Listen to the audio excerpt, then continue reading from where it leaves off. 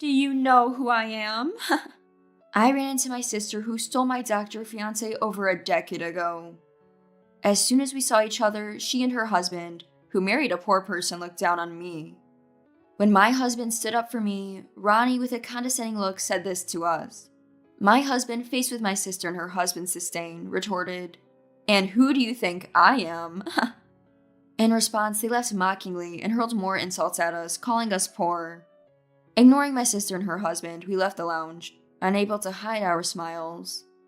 And as a result, my sister and her husband ended up seeing hell. My name is Carolina, 45 years old. I work as a nurse. Ever since I was little, I dreamed of becoming a nurse, and after a lot of hard study, I made that dream come true. I married Reynold when I was 37. It was a late marriage, but there was a reason for that. Getting married in my late 30s, I had given up on having children, but I discovered I was pregnant in the last year of my 30s. Since we hadn't done any preconception care, my husband and I were quite surprised. Then, joyfully, I gave birth to a son at 40. Despite being a high-risk pregnancy and a difficult birth, my son is now 5 years old. When my son started daycare, I returned to work. My husband and I have a good relationship and are living happily. Now, I may have a happy family, but about a decade ago, I was pushed to the brink by certain people, to the point of almost giving up on life. Those people were Ronnie, my then fiancé, and my sister Elsa. In fact, these two were the reason my marriage was delayed, and I never wanted to see them again. But I never expected to run into them again in such a place. When I was 27, Ronnie, a popular doctor at the same hospital, pursued me relentlessly until we started dating. Ronnie was handsome and popular among patients and nurses. I was overjoyed that such a person liked ordinary me. Our relationship went smoothly, and on my 29th birthday, Ronnie proposed. I wanted to marry Ronnie and had hoped to marry in my 20s, so I immediately accepted.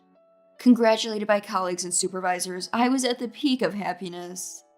But that happiness crumbled unexpectedly. While busy with wedding preparations, there was something I wasn't keen on. The family meeting. I wanted to meet Ronnie's family, but dreaded introducing him to mine, especially my sister Elsa. There's only one reason. It's someone you never want to meet again. Elsa is 2 years older than me, and we've always had a bad relationship. The reason we as sisters don't get along is because Elsa has a difficult personality. Elsa is strikingly beautiful and has always been popular with men. But she often ridiculed others, comparing them to her looks, and even stealing their partners. She was disliked by other girls, and to my knowledge had no female friends. Also, I was no exception, and Elsa made fun of me and looked down on me. "You're really not cute. I can't believe you're my sister. I feel so sorry for you." She constantly mocked me too, belittling my appearance. I was afraid Elsa would steal Ronnie. So I wasn't positive about the family meeting. But I couldn't avoid it, so I reluctantly went ahead. Surprisingly, Elsa behaved and attended quietly. After successfully finishing the meeting with my family, only the meeting with Ronnie's family remained. On the day of the meeting, Elsa called. "Your fiancé is mine now. Ronnie's marrying me, so you're useless." Confused, I asked for clarification, and she happily explained. At the family meeting, Elsa fell for Ronnie and secretly initiated contact. She actively pursued him, and they became intimate. Recently, they had officially started dating, Elsa said cheerfully. Disbelieving, I hung up and immediately called Ronnie. It's just like Elsa said. I guess if I'm choosing a wife, I'd prefer a beauty. You're not really in my league, right? Ronnie answered nonchalantly. That's harsh. You said you loved me. Stop crying, it's annoying. Anyway, the engagement is off. You should be grateful you even got to date a handsome guy like me for 2 years. With that, Ronnie hung up the phone. Just as I feared, my sister Elsa had stolen my fiancé and my marriage was off. That was about 10 years ago. After that, the engagement with Ronnie was broken, and I decided to cut ties with Elsa. Working in the same place as Ronnie, where our engagement had been known, made me feel incredibly uncomfortable. Unable to mentally cope with working alongside my ex-fiancé, I quickly resigned and took a job at another hospital. I wanted nothing to do with Elsa and Ronnie, but they seemed to enjoy harassing me, like sending wedding invitations to my parents, or deliberately sending me pictures of Elsa in her wedding dress. It was enough to push me to the edge. I spent days crying and even sought psychiatric help, fearing I would break. To cut ties with Elsa, I changed my contact information and stopped communicating with my parents. As a result, I gradually regained my spirit and returned to my previous lifestyle. The new hospital where I re-employed was significantly larger than the previous one, with so much to learn that I had no time to think about Elsa and Ronnie. Thanks to that, I was able to forget them. Although I had prioritized my career, I began to receive advances from a surgeon working at the same hospital. Traumatized by my experience with Ronnie, I kept avoiding a relationship with another doctor. However, after a year of persistent pursuit, I finally agreed to go out for a meal with him, where I shared my past and clearly stated that I had no intention of dating another doctor. Even so, I can't give up on liking you. I promise to make you happy. Let's date with marriage in mind. Moved by his sincerity, I agreed to date him. That man is now my husband, Reynolds. Later, I overcame my trauma and built a happy family. I'm incredibly grateful to Reynolds for not giving up on me. One night, my in-laws called, inviting our family to their house. Though I was estranged from my own parents, I had a good relationship with my in-laws. We dine with them several times a month, and my mother-in-law, Ariana, often helps by taking care of my son when we're busy. Arriving at my in-laws, we were chatting about trivial things when, "You might be busier next year, so why don't you two go on a trip this year? How about this well-reviewed hotel? Such luxury, we can't accept this. Besides," looking at my son beside me, "don't worry about him. Just relax and enjoy yourselves," Ariana said kindly. My father-in-law Timothy presented us with travel tickets. Surprised by the sudden generosity of my in-laws, my husband and I decided to graciously accept the trip. After aligning our schedules, we left our son with my in-laws and went on the trip with Reynolds. It was our first trip alone since our honeymoon, feeling fresh and like newlyweds again. However, unaccustomed to being without our son, we felt somewhat uneasy and went to the hotel lounge after checking in. As we were seated, "Is that Carolina? It is you, Carolina, right?" Someone from the next table called out. Thinking it was an acquaintance, I looked up and... "What? Why are you?" It was Elsa and Ronnie. Stunned by the unexpected appearance, I was at a loss. Unlike my shock, Elsa and Ronnie looked like children who had found a new toy. "Long time no see. Still plain as ever. Haven't changed a bit." "But, well, haven't you aged a bit?" Elsa kept talking to me. Flashbacks of the past paralyzed me, and I found myself unable to respond. Elsa and her company continued to address me without concern. "What? Ignoring your sister? You should be grateful that we're even talking to you." As usual, she spoke arrogantly. I noticed beer bottles and glasses on Elsa's table. They had been drinking. The alcohol seemed to embolden them. Their loud voices drew glances from others.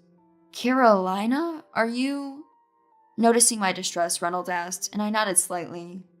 Elsa kept pestering me, but I remained silent. Then Elsa aggressively approached and splashed water from our table on me. "Oops, sorry.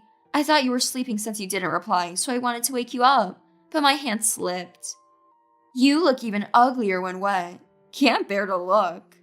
Elsa did it on purpose. A nasty smirk on her face, looking down on me. Ronnie joined in taunting me. As water dripped from my hair, I wondered why I had to endure this. How long must I be ridiculed by these people? An indescribable emotion overwhelmed me. Holding back my urge to shout, I clenched my fists. Then Reynolds addressed Elsa and her husband. "What is this about? Throwing water on someone? What's your intention?" He reproached them, and they shifted their focus from me to him. "Are you her husband? A perfect match for Carolina, looking so poor. Not at all like my husband. Poverty written all over your face. Hey, don't compare me with this guy. There's a huge gap between me and him." "That's true, sorry. No comparison needed." Elsa and her husband began insulting Reynolds, calling him poor, but Reynolds remained unfazed. "If you say that, your husband must be quite impressive." Ronnie, looking triumphant. "Do you know who I am?" said to Reynolds. Reynolds pondered for a moment, then smiled at Ronnie. Well, I might know, or might not. Randall's ambiguous response caught my attention. I'm not someone you can casually talk to. I'm a chosen person. Ronnie spoke condescendingly. And who do you think I am? Reynolds replied sharply. His eyes intense through his mouth smiled. Elsa and Ronnie were momentarily taken aback by Reynolds' change, but soon they exchanged glances and began laughing. What? Trying to imitate me?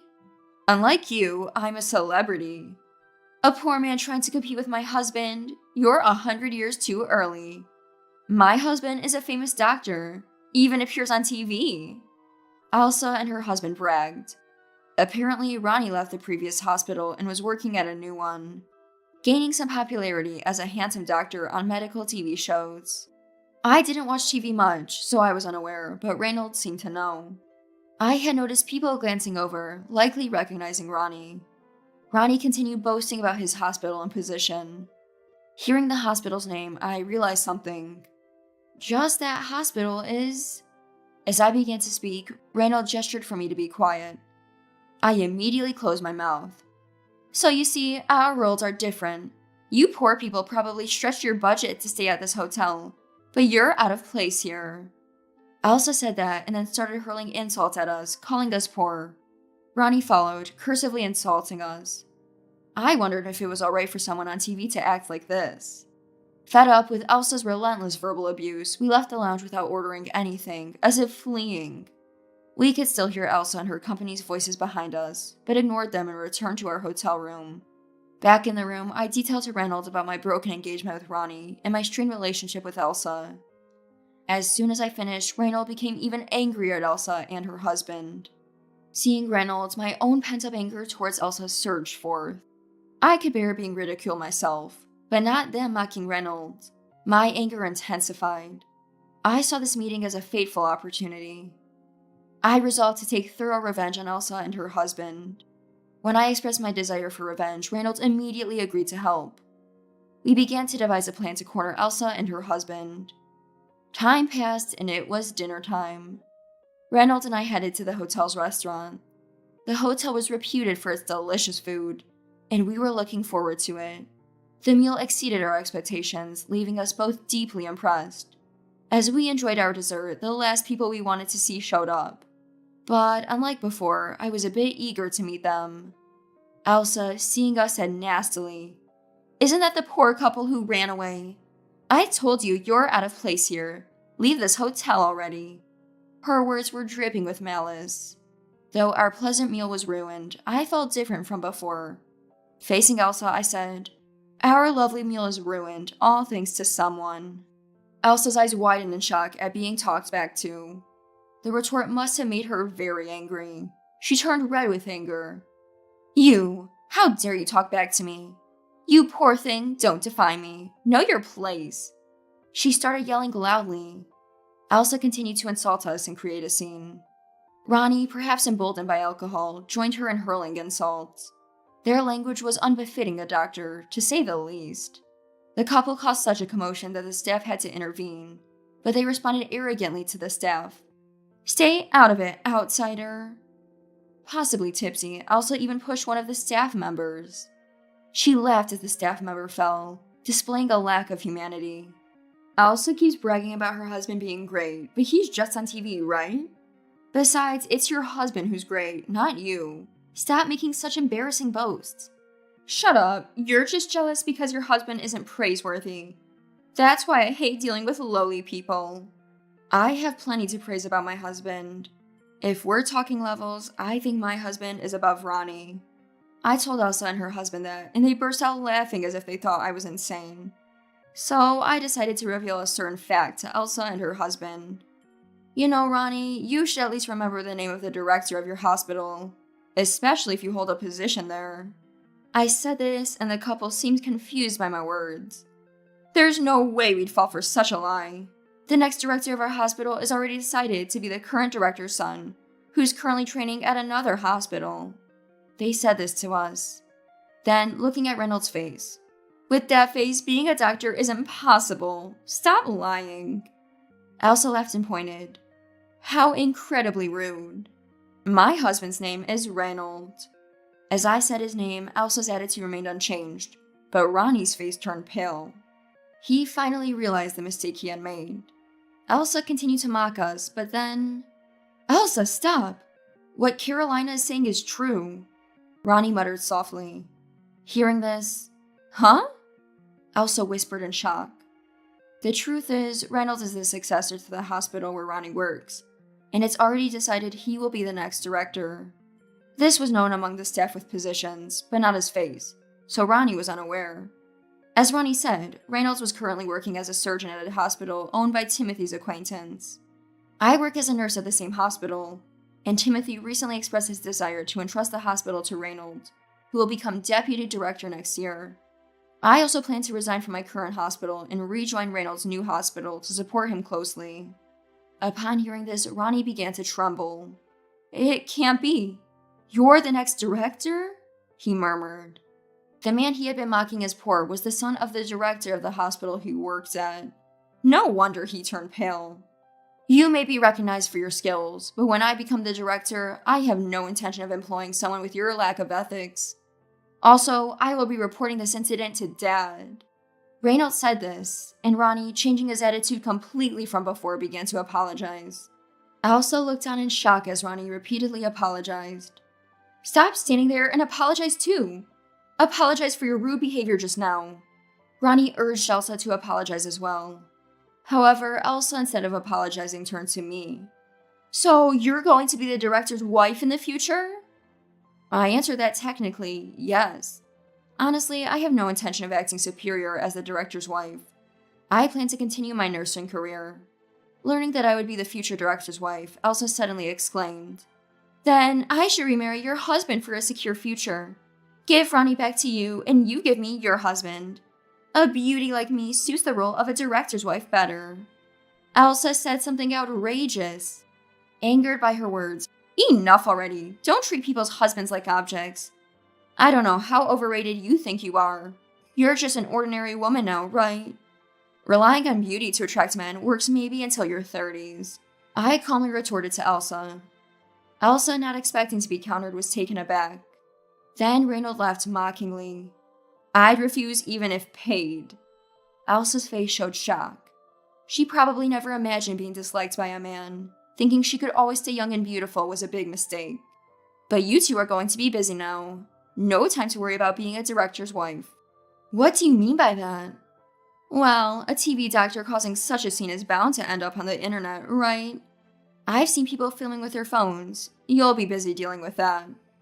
Elsa and Ronnie had been oblivious to their surroundings, focused solely on us. At my words, they looked around in shock. Half the people in the restaurant were filming or taking photos. For a TV personality to be seen yelling and harming staff, becoming internet fodder was inevitable. Realizing this, Elsa and Ronnie's faces went pale and they crumbled. They were in a bigger mess than us. They tried to hide their faces and pleaded with people not to film. Reynolds and I left them there, apologized to the other guests and staff, and left. The next day at checkout, I thought we might see the couple again, but they were nowhere to be seen. Later, Reynolds filled me in on their fate. After returning from the trip, he reported everything to Timothy. Timothy was furious and planned to fire Ronnie, but Ronnie had already submitted his resignation. As I suspected, videos and photos of the couple had spread online, causing a huge backlash. We checked online. Our faces and voices were edited, but the couple was fully exposed. As a result, they became targets of the media and the public, leading a chaste life. Reynolds guessed they had to quit their jobs. Now jobless, their future struggles were apparent, but I hoped they would stay out of my sight. Afterward, I joined Reynolds in working at Timothy's hospital. Reynolds is training under Timothy to become the director. I also started my new job there. Without prejudice for being the deputy director's wife, it's a great work environment. I look forward to supporting each other with Reynolds, both professionally and personally, and hope to continue living happily with my son and Reynolds.